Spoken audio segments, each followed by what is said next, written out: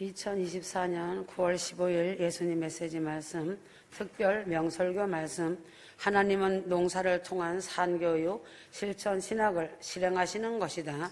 하나님의 계획과 목적은 천연왕국을 통하여 마지막 인간 농사로 수많은 인종을 추수하시어 영원 천국으로 데려가시는 것이다. 성경 66권 창세기부터 요한계시록까지 알파와 오메가로 끝을 맺는다. 성경은 오메가 말씀으로 새하늘과 새 땅으로 하나님의 계획과 목적이 완성된다는 것을 보여준다. 새하늘과 새 땅에는 하나님과 어린 양이 영원한 빛이 되심으로 공허의 상징인 저주와 그림자가 없다. 태초에 하나님이 아들과 함께 계셨던 것처럼 하나님의 장막이 성도와 함께 있게 된다. 계시록 21장 3절 내가 들으니 보좌에서 큰 음성이 나서 가로되 보라 하나님의 장막이 사람들과 함께 있음에 하였다. 천국복음 큰구원 휴거복음 말씀은 천열매 휴거될 자들의 천국복음이며 공중휴거 나팔 소리이다. 만세전에 주님의 신부들을 택하시고 마지막 때에 엄청난 진리의 말씀으로 양육하신다. 부활신앙에 대해 잘 알기 바란다. 고린도전서 15장 14절 그리스도께서 만일 다시 살지 못하셨으면 우리의 전파하는 것도 헛것이요 또 너희 믿음도 헛것이며 고린도전서 15장 19절 만일 그리스도 안에서 우리의 바라는 것이 다만 이생뿐이면 모든 사랑 가운데 우리가 더욱 불쌍한 자라. 기독교의 양대 절기는 기쁘다 구주 오셨네. 성탄절과 사망권세 이기시고 다시 살아난 부활절이다. 기독교에는 창조 신앙이 있다. 창세기 1장 1절 태초에 하나님이 천지를 창조하시니라. 기독교에는 임마누엘의 신앙이 있다. 창조주 하나님이시며 임마누엘 하나님이시다. 마태복음 28장 20절 내가 세상 끝날까지 너희와 항상 함께 있으리라. 기독교에는 십자가 신앙이 있다. 고린도후서 2장 2절 예수 그리스도와 그의 십자가에 못 박히신 것 외에는 아무것도 알지 아니하기로 작정하였음이라. 기독교에는 부활 신앙이 있다. 마태복음 22장 30절 부활 때는 장가도 아니가고 시집도 아니가고 하늘에 있는 천사들과 같으니라. 기독교에는 공중 휴거 신앙이 있다. 살전 4장 17절 그 후에 우리 살아남은 자도 저희와 함께 구름 속으로 끌어올려 공중에서 주를 영접하게 하시리니. 고린도전서 15장은 부활장이다. 고린도전서 15장 12절에서 13절 부활이 없으면 그리스도도 다시 살지 못하셨으리라. 초대교회 성도들의 복음 전파는 단순 명료하였다. 예수께서 부활하셨다이다. 진리는 단순한 것이다. 고린도 교회는 사도 바울이 직접 세운 교회이다. 고린도 교회는 로마 쪽 바닷가에 있는 항구 도시이다. 1년 반을 머물면서 낮에는 천막 만드는 일에 종사하면서 사도 바울은 고린도 교회를 세웠다. 눈물로 쓴 편지가 고린도전서 고린도후서다. 고린도 교회의 부활 신앙을 부인하는 사람들이 있었다. 사도 바울은 눈물로 고린도전서를 쓴 것이다. 어찌하여 죽은 자 가운데서 부활이 없다 하느냐. 사도 바울은 눈물로 또 편지를 썼다. 고린도전서 15장 19절 만일 그리스도 안에서 우리가 바라는 것이 다만 이생뿐이면 모든 사람 가운데 우리가 더욱 불쌍한 자라 하였다. 고린도전서 15장 20절 그리스도께서 죽은 자 가운데서 다시 살아 잠자는 자들의 첫 열매가 되셨도다. 고린도전서 15장 21절 사망이 사람으로 말미암았으니 아담 한 사람 때문에 사망, 죽음이 시작된 것이다. 사망이 한 사람 때문에 시작된 것처럼 죽은 자의 부활도 한 사람 때문에 시작된다. 한 사람 때문에 부활 신앙이 시작된 것이다. 아담으로 인하여 죽음의 역사가 시작되었다. 예수 그리스도로 인하여 영생의 역사가 시작된 것이다. 그래서 예수 그리스도로 인하여 죽음의 역사가 끝이 나고 부활의 역사, 생명의 역사, 영생의 역사가 시작된 것이다. 고린도전서 15장 22절 아담 안에서 모든 사람이 죽은 것 같이 그리스도 안에서 모든 사람이 삶을 얻으리라. 부활의 첫 열매가 되시는 주님을 믿는 하나님의 자녀들은 부활 신앙을 가지고 세상을 살아가고 있다.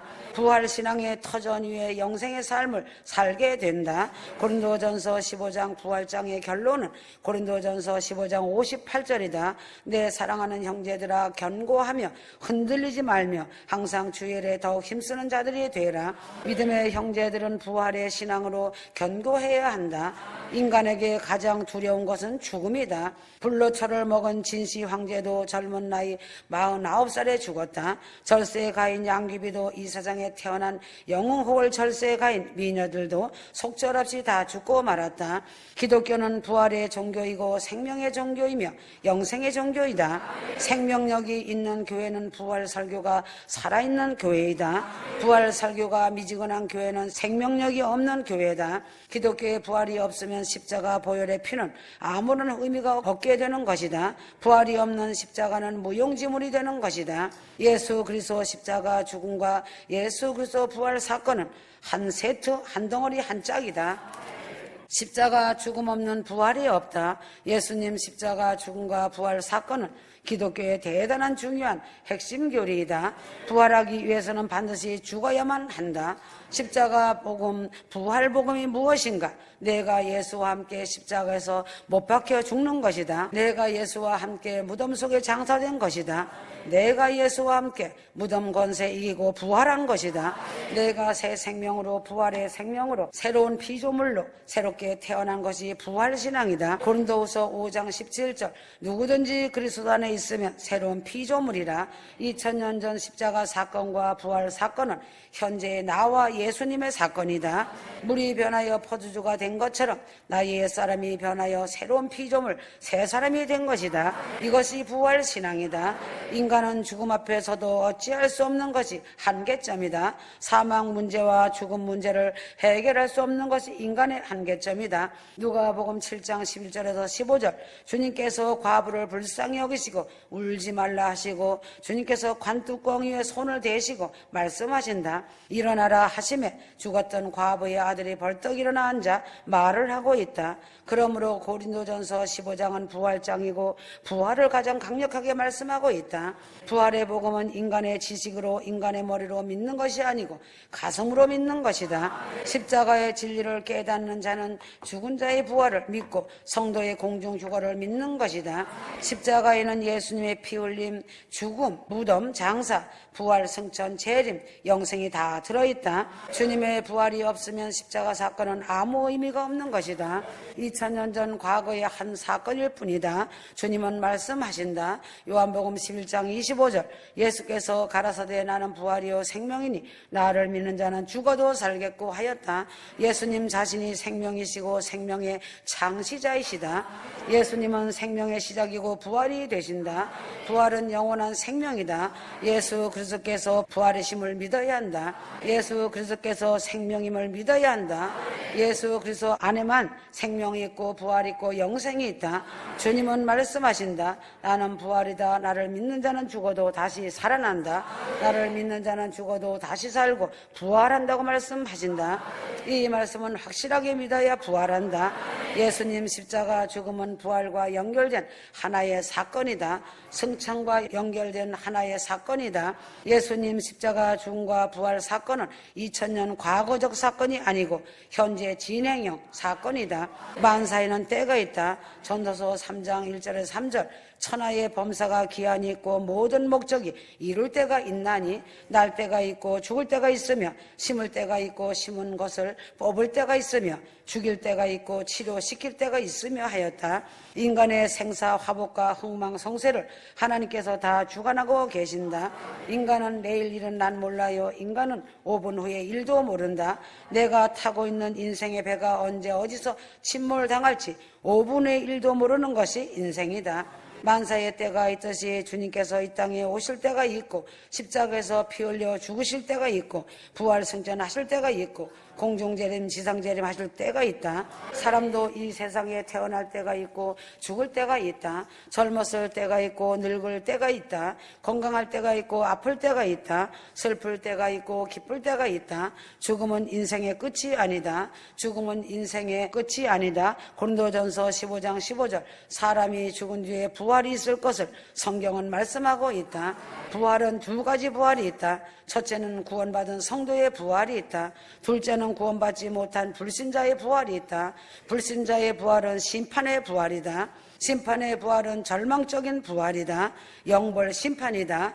요한복음 5장 29절 선한 일을 행한 자는 생명의 부활로 악한 일을 행한 자는 심판의 부활로 나오리라. 구원받은 성도의 부활은 생명의 부활이다. 영생 복락 부활이다. 생명의 부활로 부활한 성도들은 누구인가? 구원받은 구약시대 성도들이다. 구원받은 신약시대 성도들이다. 구원받은 환란시대 성도들이다. 부활은 첫째 부활이 있고 둘째 부활이 있다. 첫째 부활이 있고 영벌에 들어가는 자들도 있다. 7년 환란시대에 죽은 자가 두 부류로 나누어진다. 첫째는 그리스도 안에서 죽은 자들이 있다. 둘째는 그리스도 밖에서 죽은 자들이 있다. 7년 환란시대에 그리스도 안에서 죽은 자들은 지상재림 직전에 살아난다. 살전 4장 16절 하나님의 나팔 불 때 예수님 공중 강림하시고 공중 휴거 사건이 일어난다. 휴거 때에 그리스도 안에서 죽은 자들이 부활한다. 이것도 첫째 부활이다. 첫째 부활에 참여하는 자들은 복이 있다. 생명의 부활을 첫째 부활이라고 한다.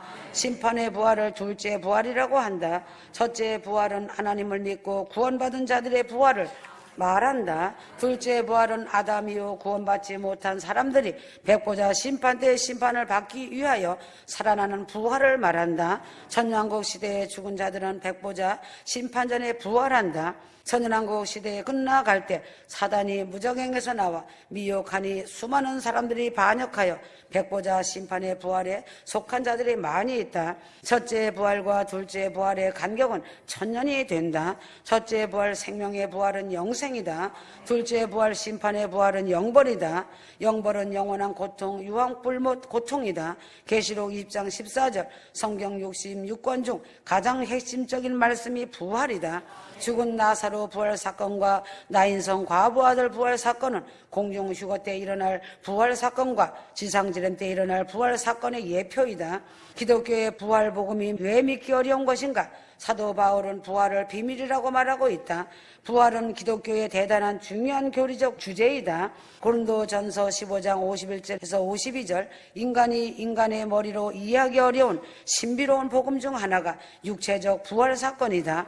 사람이 죽어서 수천 년이 지나서 썩어서 없어진 몸이 다시 살아난다고 하니까 부활한다고 하니 부활이라는 말이 이상하게 들리는 궁금증과 호기심 있게 되는 것이다. 그래서 사도 바울은 부활 사건을 신비로운 불가사의한 비밀이라고 말하고 있는 것이다. 인간의 지식으로 이해가 안 되고 믿어지지 않으니 따지고 헛소리하는 것이다. 죽은 자의 부활이 피조물 인간의 지식으로 인간의 지혜로 믿어지지 않고 따지기만 한다면 영적 교만으로 성령 해방죄를 짓게 되므로 구원받지 못한다. 창세기 1장 1절 태초에 하나님이 천지를 창조하시니라. 믿음은 하나님이 천지를 창조하신 것부터 믿고 출발해야 믿음이다. 하나님은 전지에 전능하신 창조주 하나님이시다. 창세기 2장 7절 여호와 하나님이 흙으로 사람을 지으시고 창세기 3장 19절 너는 흙이니 흙으로 돌아갈 것이니라. 사람의 몸은 하나님께서 흙으로 돌아갈 것이니라. 사람의 몸을 하나님께서 흙으로 지으셨다. 사람의 몸이 죽으면 흙으로 돌아간다. 인간뿐만 아니라 모든 생물체들도 몸을 가지고 있다. 사람이나 동물이나 살과 피와 뼈가 있는 신체의 몸이 헬라어 소마이다. 모든 생물체는 한번 죽으면 흔적도 없이 흙으로 사라진다. 그러나 성경은 인간의 미래의 부활체를 말하고 있다. 고린도 후서 5장 1절 땅에 있는 우리의 장막집이 무너지면 땅에 있는 장막집은 사람의 육체이다. 인간은 태어날 때 영을 가지고 태어난다. 인간 외에 생명체들은 영이 없이 태어난다. 인간만이 영이 있기 때문에 죽은 뒤에 생명의 부활이든 심판의 부활이든 부활하게 된다. 생명의 부활은 영혼의 부활을 말하는 것이 아니다. 생명의 부활은 예수님이 첫째 열매로 부활하신 것처럼 육체의 부활을 말하는 것이다. 사람만이 있는 영은 헬라어 푸뉴마이다. 인간만이 있는 영은 히브리어 루아르이다. 사람에게는 생기를 코에 불어넣으시고 사람의 모든 생물체들에게는 하나님의 생기를 코에 불어넣지 않으셨다. 사람에게만 태어날 때 하나님의 생기를 코에 불어넣어 생명이 된 것이다. 사람은 영혼육 창조된 것이다. 영적 존재로 태어난 인간은 하나님과 교통할 수 있는 것이다. 하나님은 모든 영의 아버지가 되신다. 히브리서 12장 9절 영은 특징이 있다. 영은 시공을 초월하는 존재이다. 영은 영원 불멸의 존재이다. 영은 하나님과 연결이 끊어지면 즉시 생명이 끊어진다. 죽은 영이 된다. 영이 죽으면 하나님께 예배할 수 없다. 영은 하나님 앞에 범죄하면 바로 죽는다. 회개하면 죽었던 영이 바로 살아난다. 영은 무한히 성장한다. 영적 성장이다. 예수님이 사망 권세를 깨뜨려 버리시고 부활 승천하셨기 때문에 메시아가 되시는 것이다. 예수님의 부활은 기독교 복음의 핵심이며 근본 교리인 것이다. 앞으로 일어날 역사적인 부활 사건을 성경은 말씀하고 있다. 이사야 26장 19절 주의 죽은 자들은 살아나고 우리의 시체들은 일어나리이다. 영혼은 썩는 것이 아니다. 썩는 것은 육체이다. 죽은 육체는 시체이다. 시체는 썩는다. 썩은 육체가 썩지 않은 육체로 다시 살아난다고, 다시 살아나서 부활한다고 성경은 말씀하고 있다. 부활은 신비 중에 신비이다. 복음 중에 복음이 부활 복음이다. 마지막 오메가 시대의 성도들은 부활 복음을 바로 알고 부활 신앙으로 충만해야 한다.